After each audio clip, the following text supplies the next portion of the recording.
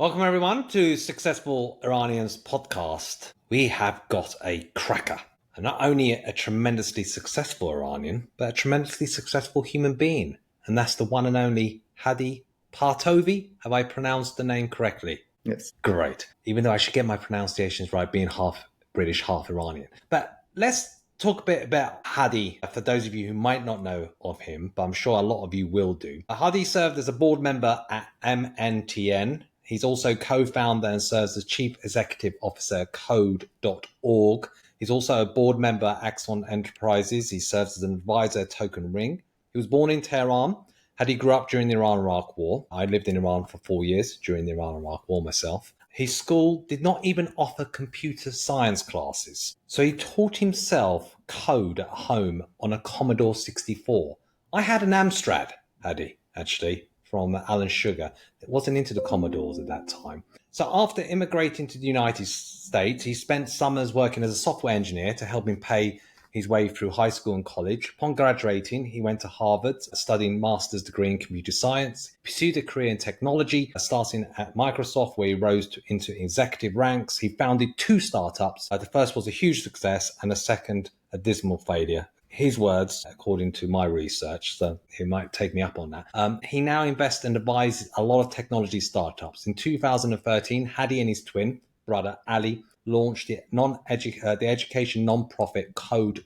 Which Hadi continues to lead full-time as CEO, establishing computer science classes in 20% of US classrooms, creating the most broadly used curriculum platform for K-12 computer science, and launched the Global Hour of Code movement that has reached over 100 million students. He's also served as an early advisor as an investor at many tech startups, including Facebook, Dropbox, Airbnb, and Uber, and served as a board member at Convoy. Have I done you justice with that synopsis to start off with? Yes, thank you so much for the incredibly kind introduction. You're welcome. You're an incredibly successful person. Commodore 64 Amstrad. Which one was the better at that time? Just a quirky one to start off I with. mean, obviously the Commodore 64. I did not expect you to ask about this, but I have a surprise to show you. I am actually sitting right next to a working Commodore 64. Really? Believe it or not. Yes. I'm at my desk and I still have a Commodore 64, and I even still have, check this out. This is the code that I wrote when I was 10 or 11 years old. These floppy disks, they still work.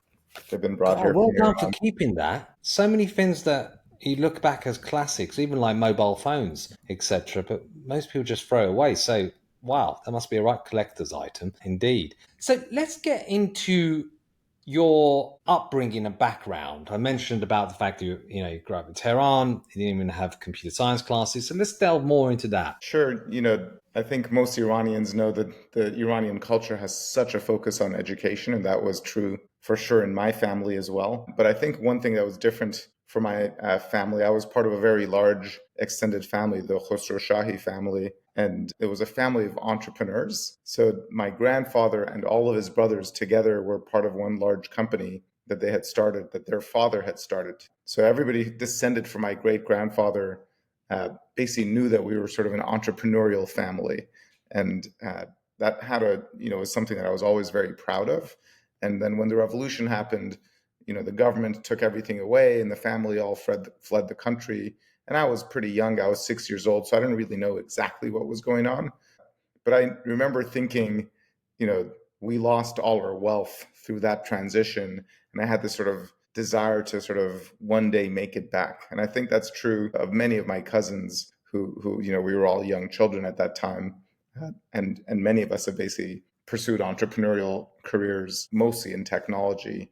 And I think that sense of having sort of an upbringing as the children of entrepreneurs impacted that. It's fascinating because I had another an entrepreneur just last week on the show, John Parsani, a real estate guy he did 448 million worth of sales in his first year of real estate business. And he talked exactly about the same thing in terms of they were quite well sought after as a family in Shiraz, etc.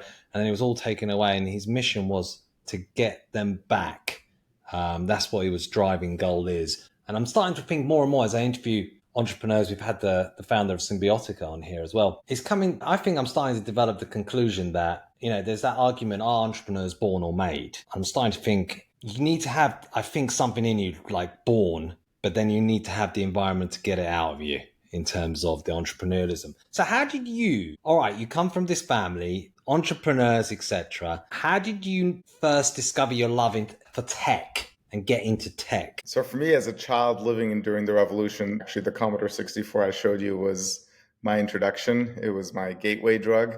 And at a time of revolution and war, there was not a lot you could do as a 8 or 9 year old in Tehran, Iran. Uh, just going out on the streets felt dangerous. Having friends felt dangerous because you didn't know who you could trust with what information. People were just getting arrested for different reasons by the Revolutionary Guards. So my escape was the books that we had in our house and a piano that we had, and then the Commodore 64. And so I learned that with coding and computer programming, I could basically make my own computer games and make apps and imagine things. And there was this real nice sense of control, because living in a chaotic world is a little bit, for a child, really unsettling. And with the computer, if you told it to do something, it would do this thing you wanted, and it would do it over and over the way you wanted. There was no chaos. It wasn't going to be different every single day. It was the same thing every day.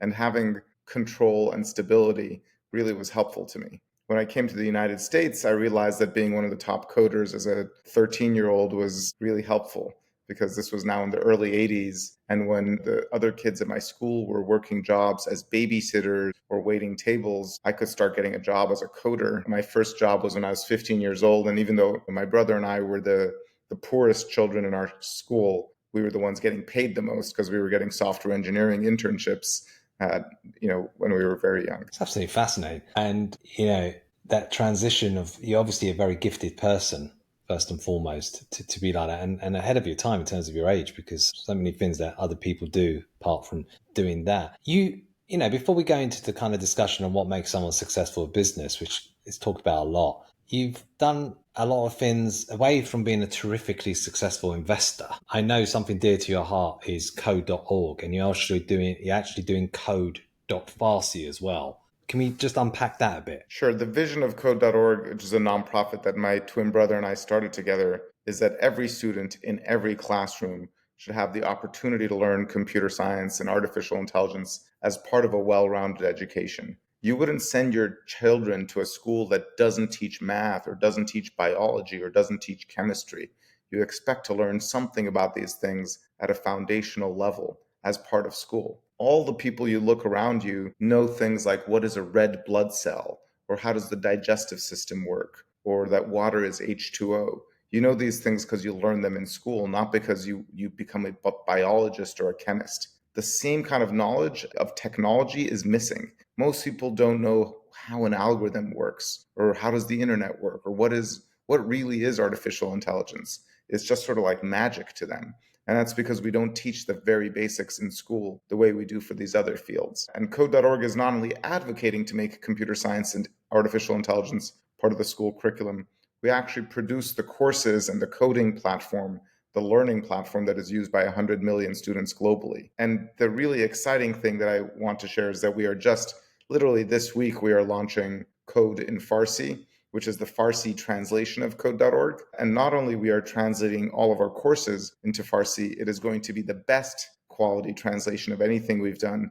Code.org has for years been available in Spanish or Portuguese or other languages, but we've re-recorded many of our videos or dubbed them.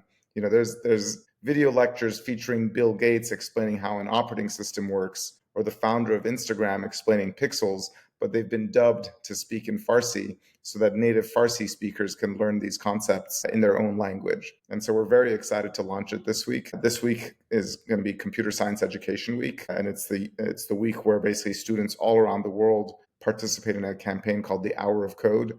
Tens of millions of students will be writing code in the following 7 days in their classrooms. And finally, Farsi-speaking students will be able to participate as well. Absolutely incredible. I know Iranians, generally speaking, are fascinated by tech and would really value and appreciate that. So I think the community will be very thankful in doing that, because everybody needs a chance, don't they? really. We all need an opportunity in life, and sometimes you only get one big one, but you need to grab it. The hard part is just getting the opportunity. So for you to enable people just to have that opportunity to do that is a fantastic thing. And we're in the era where from ape man to spaceman to I think cyborg, one of the futurists that I follow, because I've got a geeky side to me with these kind of things. I'm not got your coding skills. No way there. I'm not even fit to lace your shoes. Is Ray Kurzweil, who is a futurist, and Bill Gates said what Ray Kurzweil doesn't know about the future is not worth knowing. And he was one of the ones that predicted that we would be able to decode our DNA within 7 years, where people say, oh, it'll take 100 years. And he talks about quantum computing, talks about the singularity, 2045, talks about, in 2045, a billion times more powerful will be computing. And AI and automation is having a significant effect, positive in the sense that there are now apps out there that if you have like a mole on your cheek, for example, because they mine the big data, they can look at sometimes even more accurate than maybe a consultant looking at it, subject to a biopsy, because they're mining all that big data and all that pictures and information. And in the world of work, because I'm a global headhunter and been doing this for 26 years, all in tech, we're now in the era where we're going to have the super jobber and we're going to have those automated away because of one of the biggest industries in the world is driving a car. We've got self-driving cars, etc. It's just making it safe enough. And what you're doing with coding, tech is impacting everything. It's impacting medical side of things, legal, which historically has been resistance. There's a lot of legal tech companies. It's in every sphere of our lives. And just a quirky thing. Black Mirror, Hadi, is quite a good predictor of what might happen in the future. One of the episodes where she goes around and she gets a rating out of 5 in every experience that she has, and whether she's got relationship status depends on her grading or her mortgage or financial product. When it comes to business, though, you're gifted in coding. You've left Tehran after adversity. Let's put it that way, big adversity, from a successful family of entrepreneurs, leaving a war, leaving a revolution, coming to the United States. What do you think now, in amongst all the noise that we see on social media about entrepreneurialism, it's become the fashion where everyone wants to be an entrepreneur, seemingly, where everyone looks at the kind of Elon Musk, Jeff Bezos of this world and doesn't see everything that goes behind the scenes, but sees all the glamour, all the glitz and everything else. Oh yeah, I want that.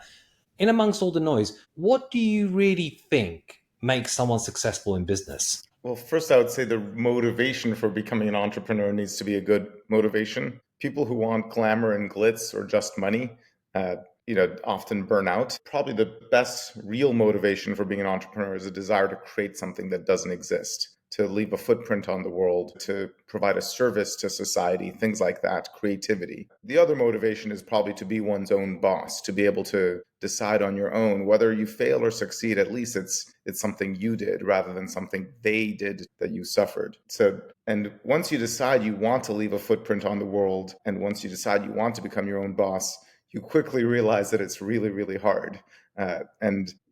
By far the most important characteristic of an entrepreneur is persistence, is just sticking with it.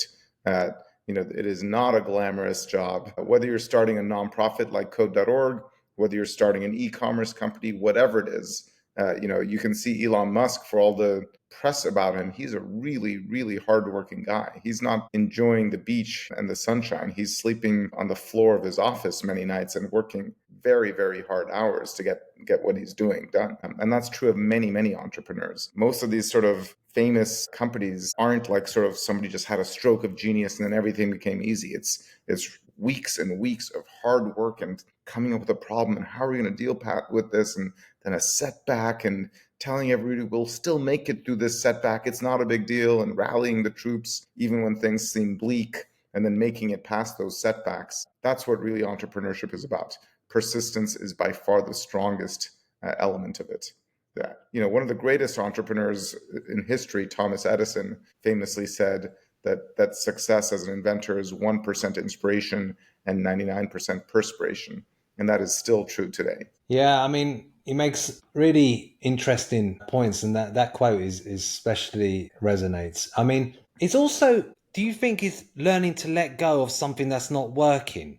because sometimes there was this guy who appeared on a podcast once and he was saying, look, I had this coffee shop. It was doing okay. I could have stayed with that coffee shop for the next 20 years, but I knew it was just doing okay. So I closed it down and I decided to disrupt the pizza business and do a new type of pizza. And then he franchised his whole business out, £100 million business. And he said if he hadn't let go of that coffee shop, he would have still been there. And I think sometimes, and I know I've been guilty of it, that you keep flogging something because there is a side, if you're competitive or you want to be someone or you're trying hard and you've got that burning spirit, sometimes it's hard to let it go and just say, right, actually, if I put all this effort into something else that actually has got legs, I would get so much more back from it than what I'm doing currently. Is that fair or is it more nuanced?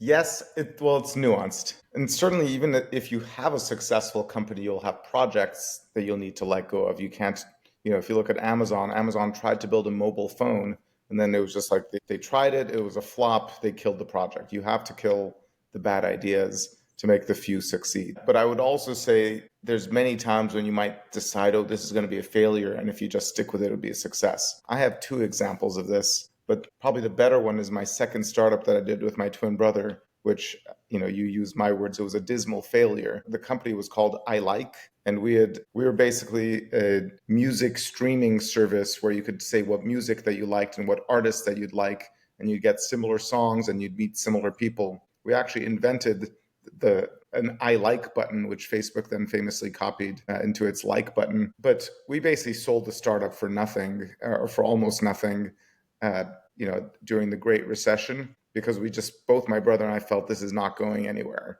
And it was like that coffee shop.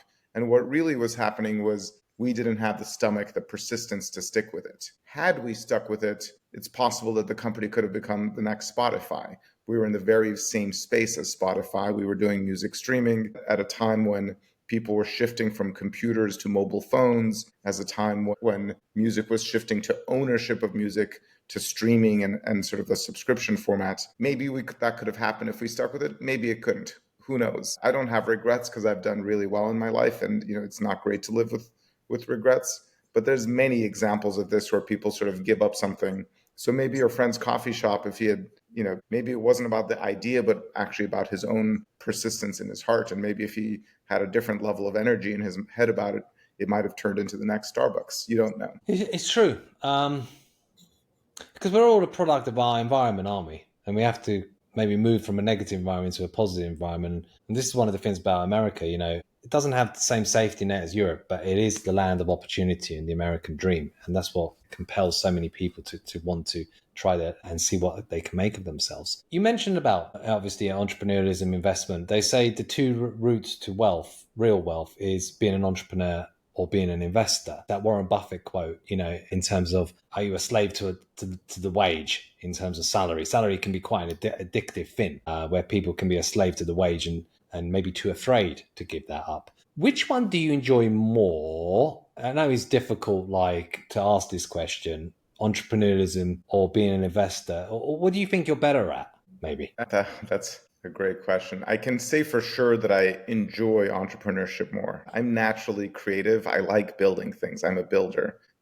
Starting from when I was 9 or 10 years old in Iran, learning to code and learning piano. Those are both creative things. So whether it's creating music, whether it's creating apps, creating websites, or creating companies, that just brings me happiness. It feels so much more, I don't know, separate and passive to just be like, oh, I spent my money and somebody else made it. I'm creating things using my money as an investor. That doesn't feel like true creativity. It definitely has an impact. It has a return. But for me, there's a joy of coming up with an idea and then, crafting the end result and seeing it come to life. That's really, really a special joy that I don't think an investor quite gets. That said, the bulk of my, I would say, financial success now has come from investment. I'm quite happy with my returns as an investor. And, one of the reasons I started Code.org as a nonprofit is I realized I was making more money as an investor than I was as an entrepreneur. So maybe I'm a better investor than I'm an entrepreneur. So I decided to do a nonprofit and become a social impact entrepreneur. Code.org has never paid me a salary. I've been doing it for 12 years as a job with no pay while I continue to make my money as an investor. Yeah, I mean, What's the dream with it? With code.org, Yeah. the What's the dream is dream? for every school to teach computer science just like they teach algebra and biology. So that, when you go around and see adults, they don't say, oh, I don't understand that technology. I never, that's not for me. For everybody to be fluent in technology at a basic foundational level. And I think that'll impact a number of things. It'll impact the rising income inequality, the lack of diversity in tech, gender inequality, racial inequality, all of these things can be helped if we make everybody get access to the skills that lead to the best paying jobs. And this is not just about everybody becoming a coder. At a time of AI, as you mentioned, with the rise of AI, all work is going to be shifting in a technical direction. And so this isn't just sort of a luxury.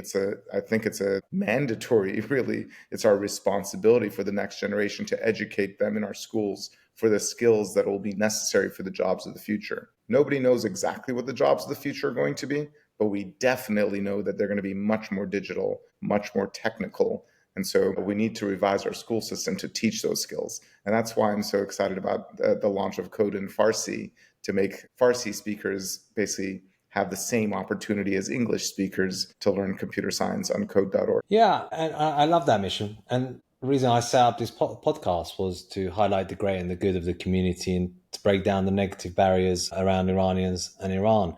And when it comes to perseverance, folks, I have been trying to get Hadi on this podcast for 7 months on different platforms. But he's such a busy guy. But that's what you got to do. You got to keep persevering, etc., to have these great people to come onto the show. So, I mean, just last question on investment before we go to the other topic. Some people say, "Oh, Hadi, it's difficult to be an investor if you don't have money," or they always say a good investor is someone who takes the emotion out of things. If you had one piece of advice on investment, what would that be for someone? Well, I'll first answer the first question, and I'll give one piece of advice. And my advice is going to be very unusual. On the first question of you can't be an investor unless you have money, my very first investment I made was in Microsoft when I was 18 years old, and I just finished a summer internship there. It was my first year of university. And I took all of my summer internship savings, which was like $3,000, and I bought 10 shares of Microsoft. I can't remember exactly the number of shares. But then by the end of university, just 4 years later, my $3,000 had become $20,000 or $25,000. And so, 3,000, I wouldn't say is a large amount of money. Lots of people can afford that. And, my first angel investment was, I think, $1,000 investment in a company that grew 5 times in the next 2 years. So you can start with a small amount and then build up. But in terms of, you said, what's one piece of advice you'd give to an investor?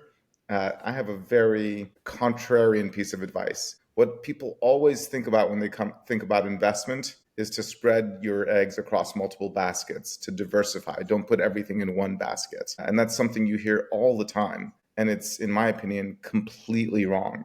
The greatest investors, the most wealthy people in the world, have a very small number of baskets. If you look at whether you mentioned Elon Musk, Bill Gates, Jeff Bezos, Mark Zuckerberg, they don't have hundreds of stocks. They're all in mostly one thing. Warren Buffett, the greatest investor, all his money is in Berkshire Hathaway.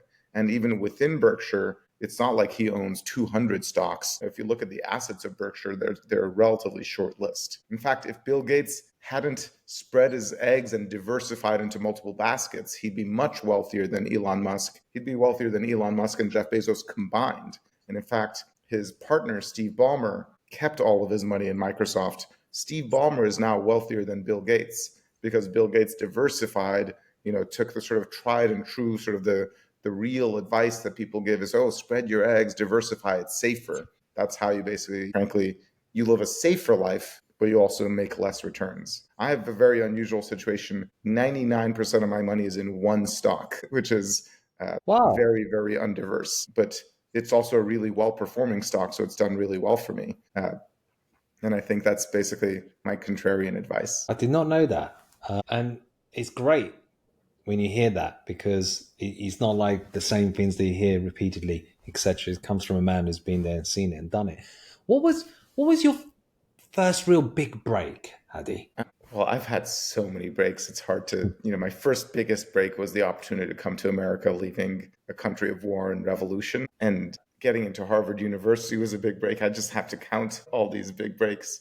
But I think for me, what was the most unexpected one was when I got to become the head of product for the Internet Explorer browser at Microsoft. And this was in the 1990s, back when Internet Explorer barely existed. Back in the history of the sort of early days of the World Wide Web, Microsoft was fighting Netscape over sort of who was going to control the web browser that everybody used to reach the internet.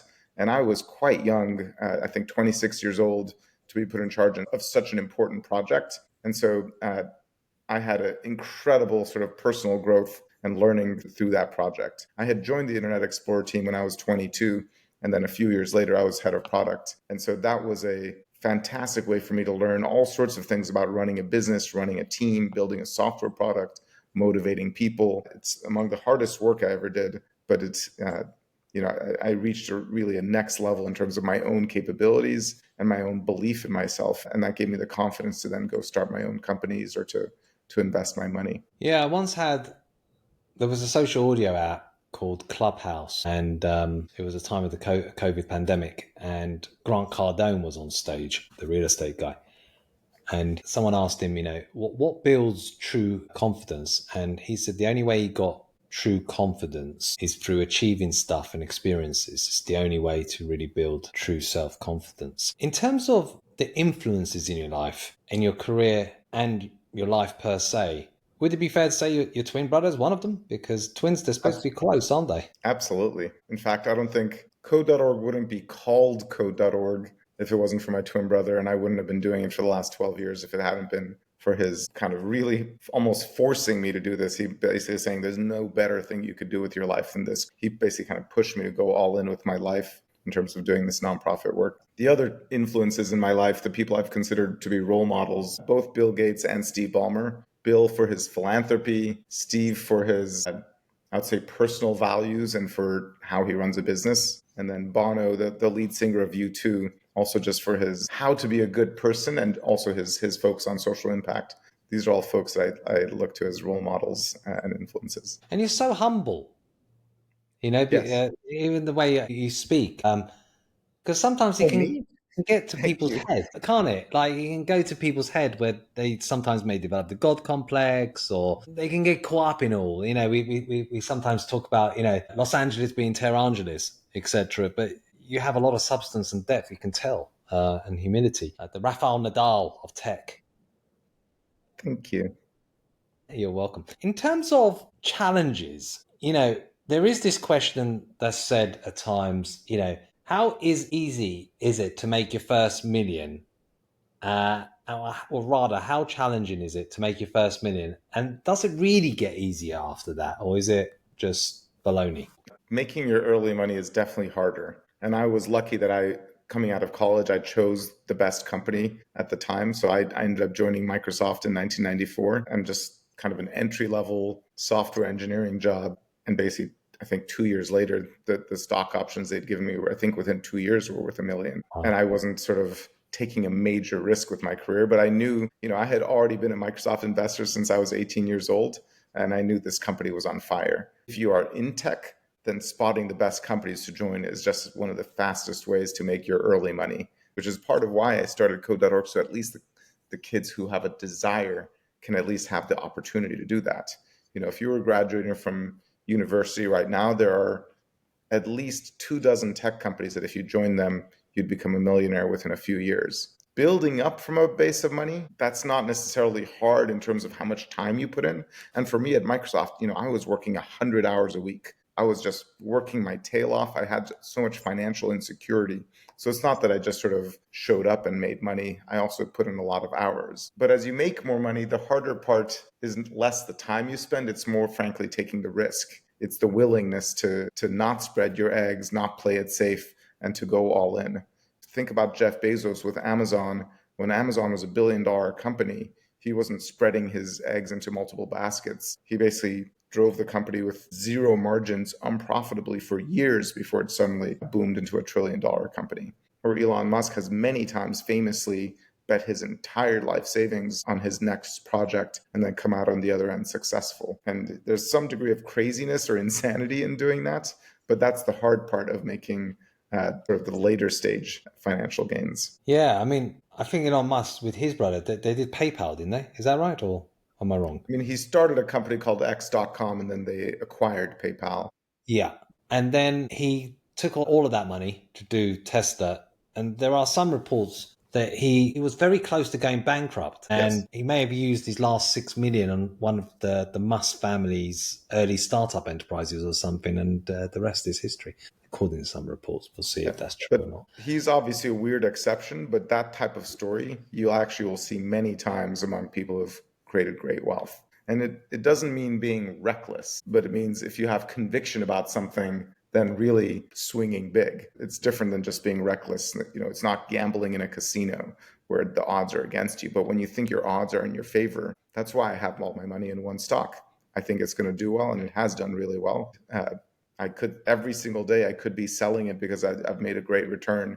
So I make a daily choice to continue to stay completely concentrated in one investment. And that requires discipline, isn't it? Because getting in, they say timing is everything in life. And a lot of people, they say, oh, if only I knew about Apple and I did this and that. But how many times during that course of Apple's rise and fall and then back to mega rise again would people have sold? I would say Exactly. 99%. In fact, Warren Buffett's partner, Charlie Munger, said the big money is not in the buying or in the selling or in the trading. The big money is in the waiting. And in fact, I have a good friend. His name is Steph. I hired him in, I think, 1999 or 2000, uh, when the sort of economy had collapsed. And the reason he worked for me is because he had taken all of his life savings and put it in like 15 stocks, and then it went to zero, or it went down to like 5,000. So he came and worked for me. 20 years later, he went home to Canada and his mom is like, "Can you get your brokerage to stop sending us mail?" And he's like, "What brokerage?" "Yeah, the $5,000 I'd left that I'd lost." And his $5,000 had turned into $5 million because one of his Wow. 20 stocks was Apple. And he held on to Apple through the last 22 years, not, if he had been knowing and watching it, I guarantee you he would have sold it somewhere between 5,000 and 5 million. It's just insane to just hold on to that and think it'll keep going up, it'll keep going up. Having his eyes closed and just being blind to the wealth that it was growing is why he made so much money. And that's why I say being diversified, spreading your eggs, all the psychology of sort of avoiding risk actually hurts investments. It's much better to just stay in one thing, stay patient. Yeah, if it goes up, comes back down, goes up, comes back down. But compounding returns on a good business, can't be beat. That is such an incredible story. Wow. Wow. Oh my word. What a story that is. Because all the talk now is crypto, isn't it? They talk about Bitcoin and XRP, and that's where you find a lot of social media kind of stuff. Like, look at my Rolls Royce. I was early on crypto, and everyone talks about it. You find it a lot on Twitter.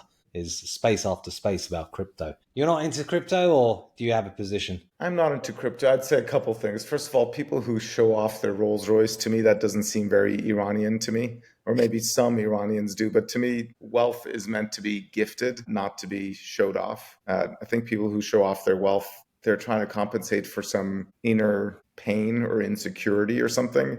Like people will like them better because they're wealthy, and nobody's going to like you better because you made your wealth through luck. That's you know like who that's not like the most respectful way to make your wealth is, oh, I got really lucky betting on something. And I also would say with crypto in particular, unlike betting on companies, it's not really clear whether you're betting on something that's creating value. Companies that you bet on are actually building something that everybody uses. So when I invested in Microsoft when I was young, Microsoft was building the operating systems that ran all the technology of the world. The whole world was dependent on it. When you're betting on Bitcoin, it's not clear who's using it. It's basically other people who are betting on it are using it. You can argue that it's a store of value in some countries where people don't have sort of a good national currency that is stable that they can depend on. But I'm not sure that people are using it like they use cash or dollars. At best, it's sort of like it's a replacement for gold, maybe. But like gold isn't really useful either. So that's why I'm not a huge crypto believer. I'm not sort of a disbeliever. I'm not against it, but it's just not for me. And the flashiness of people boasting about how much crypto they have is definitely not for me. Yeah, I think El Salvador, the president of El Salvador, has changed their official currency to crypto. Yeah. So we Well, shall it's see. worked out well for El Salvador. But sometimes people say with investments, it's hard to get in early. Like, some of these stocks that become mega and by the time they IPO or ever go in the stock market, you've already missed a lot of the train, haven't you? Unless you work for the company and you get stock options, I guess, or you have a way in It's to true, but invest. it's also on many stocks, it's good to get in late. I'll give you two examples. I bought Nvidia late when it was at $70, and it had already risen quite a lot, and now it's gone up quite a bit since then. I think it's in the 200s or so on. Or I told you almost all my money, 99% of my money is in one stock, Axon. Axon, I invested in it when it was $3 a share. Just a few months ago, it was $300 a share. And at $300 a share, I put in all the rest of my money into it. And now it's more than doubled. It's doubled that was in May when I put every last dollar I had, I put in it, and it's doubled since May. Wow. And that was very late, you could say. Imagine holding a stock that has gone up 100 Yeah. times over 13 years, and then instead of selling it, putting everything else you have in Yeah. it. You weren't nervous at all. Nope. I'm putting it. You were just. You knew this was right. This I was didn't the. know. I believe in the company. And so Yeah. whether it goes down or up over time, it will go up. Mm. I definitely Yeah. didn't know that it was going to double in such a short period. But then, when like your example of was it Nvidia, right? That you said, NVIDIA. yeah. If someone had a paltry sum of money, some of the listeners out there, different circumstances, different lives, you would still say, it's still okay to do that type of investment, even if it seems like a modest sum, because you might reap the rewards over the course of time, etc. If you stay disciplined, kind of forget about it. I would say pick one stock that you have a lot of conviction in and pick an amount of money that you can afford to lose. So you're not going to need to be like, oh no, we need to buy dinner tomorrow. I need to sell some stock, some amount that you can just park for 10 years and not think about it.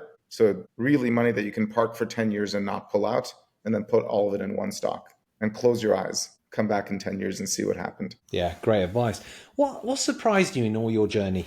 I think from the work of code.org, one of my more surprising learnings was that the biggest dreams are sometimes easier to achieve. When we set out to build code.org, our vision wasn't to get 10,000 students to learn to code. It was to get every school to teach computer science. And we set out for our very first week after our launch, we wanted to get 10 million students learning to code. And if our dream had been small, people would have said, oh yeah, that's good for you. Like, you can go do that. But when you say you want every school to teach computer science, or you're trying to get millions of children, people say, how can I help? And that's true whether it's a nonprofit or a for-profit.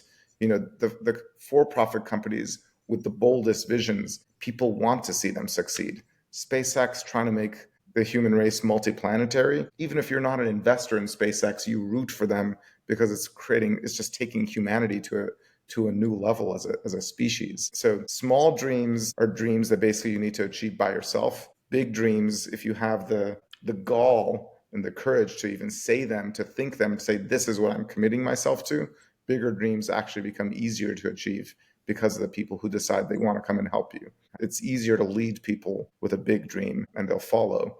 It's hard to get people to follow you if you have a really small dream. Fascinating. And I think that's one of the reasons why so many companies do come out of America that are incredibly successful, because you think big and you play big. Whereas sometimes here in the UK, I think we're maybe guilty of thinking small, so we play small. We're more risk averse, I think, in some ways. And UK is one of the better ones than the rest of Europe. But America, they have this kind of big thinking picture, which is I Yep. think, an important part. It's a country born out of rebellion and rejecting the status quo. And so taking a risk, it's a country of immigrants. It's a country of people who think big. Yeah. Do you think it's easier now to become a successful entrepreneur, or in fact harder?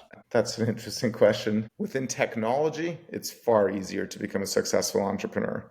You don't need millions of dollars of investment if you have the skills to create technology. You just need your own time and maybe like one or two buddies to help you, and you can get something up and running in like 3 to 6 months. So to prove whether your idea is good or not. So from that standpoint, it's much easier. AI has made it so much easier to come up with an idea and then create it into a reality. But all the things I said about persistence and stick-with-itness, they're just as hard as ever. There are no easy routes. Yeah, I mean, a lot of things, unless you come up with an invention or you're in tech or you're in the medical field, that when it take that to one side, just the private sector per se, a lot of the things that you can think of, most often someone's thought about it, said it, or kind of doing it or doing it when you Google it. And is that, I think that Richard Branson quote, if you're not going to do something different, then do something better, is spotting that gap of, well, how can I make my product or service better than theirs, and what's the gap? So it's an interesting, but I think tech has helped a lot of people. I mean, look, I think we've all got more cleverer, for one, exponentially, because we all Google stuff. And so it's Yeah. like much more intelligent than it used to be back in the day, where if you read, you had the fountain of kind of knowledge. One of the beauties of tech is all of us use technology. And so we are surrounded by ideas for new companies. So anytime you've used an app and you're like, oh, why didn't they do it this way? You come up with that all the time with your technology. What you don't think is that I should be the they. With technology, you always think they. Why didn't they do it? And this, by the way, brings me back to why I created code.org, is because they are still people. We are all humans. And the difference between them and us is who has the skill set to create technology. And that's a skill set that should be democratized. And once everybody has that skill set, we can make it better. And every time you see an app that you think, why didn't they blah, blah, blah, that's really a startup idea. And you can become an entrepreneur. Yeah. Well, I mean, what's your thoughts on tech dominating and disrupting everything? I mean, the history of the human race is a history of technology. From the invention of the wheel has dominated quite well, if you think about it. Or electricity has dominated. Technology right now, today, is the word we use for software or computers. But the word technology predates computers.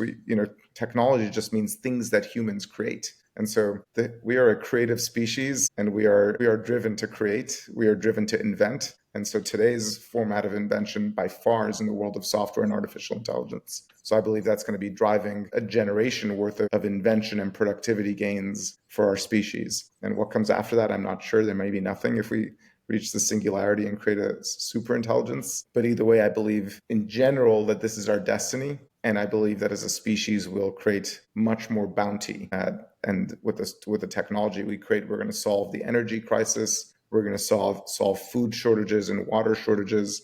We'll solve the climate crisis. There's all sorts of problems that we can solve as long as we learn how to harness the technology that we create properly. Yeah, such powerful comments. I mean, I think the skills of the future, from kind of a recruitment headhunting side that I come from on the careers, away from AI and automation, is going to be number one, kind of creativity, showing creativity, to community building, communities becoming more decentralized, more localized, critical thinking. One of the most important of all is emotional intelligence, especially in leadership roles, more and more than ever before. I think most leaders will have to learn a bit of tech, to be honest with you, moving forwards. They'll have to be tech competent, I think, the leaders of the future, because this is just going to speed up and speed up. And you either get on the train or you become a dinosaur.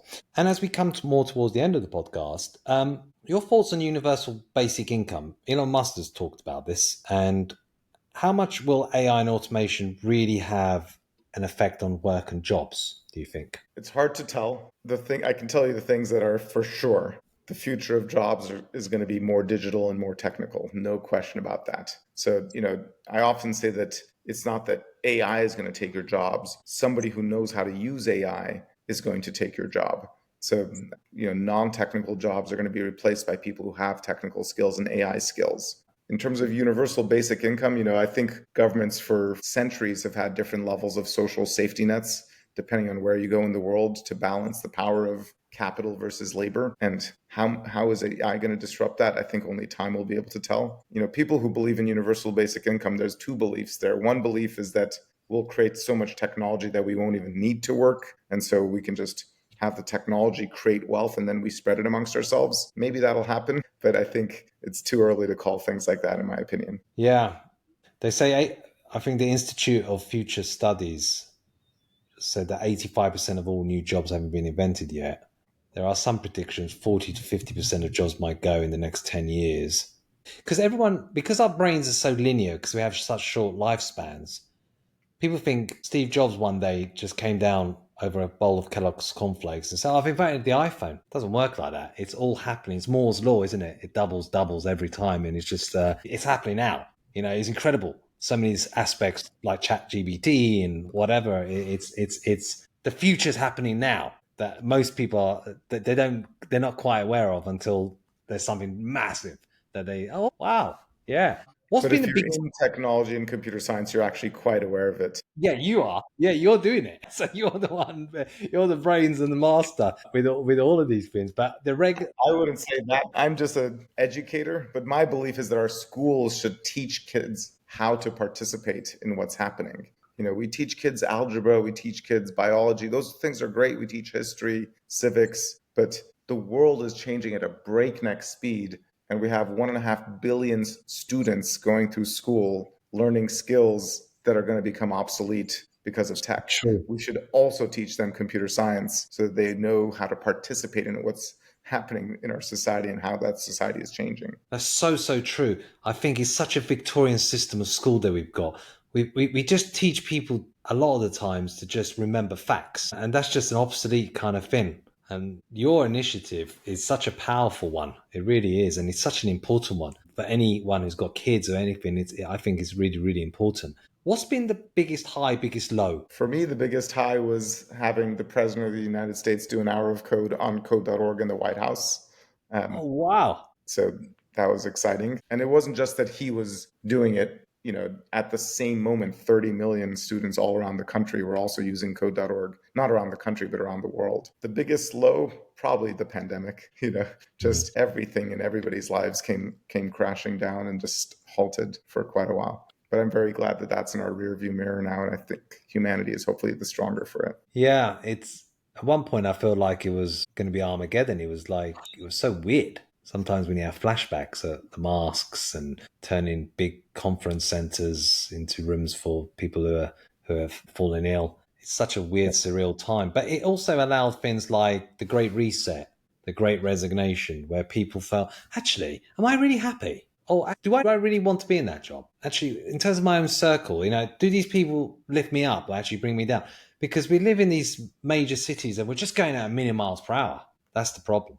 Last question. What has been the hardest lesson of all? I think for me, the hardest lesson has been how to stay apolitical and true to my values in a very polarized, divisive world. It's become harder and harder to be a leader because people expect so much from leaders. And at a time of just people are getting angrier, our news is getting more divisive, social media is getting people against each other, there's misinformation, and people look to leaders for what they can follow, but they also look for every little mistake. And if you make a mistake, they get angry. And just dealing with that and dealing with that in a way that is true to my values has been the hardest lesson I've had for the last few years. Well, what a great way to end. I really thank you for your time, Hadi. It's been an absolute pleasure. I've really enjoyed this conversation. How do people reach out to your initiative, code.org, code.farsi, find out more about it? Because a lot of Iranians listen to this podcast, It's at obviously.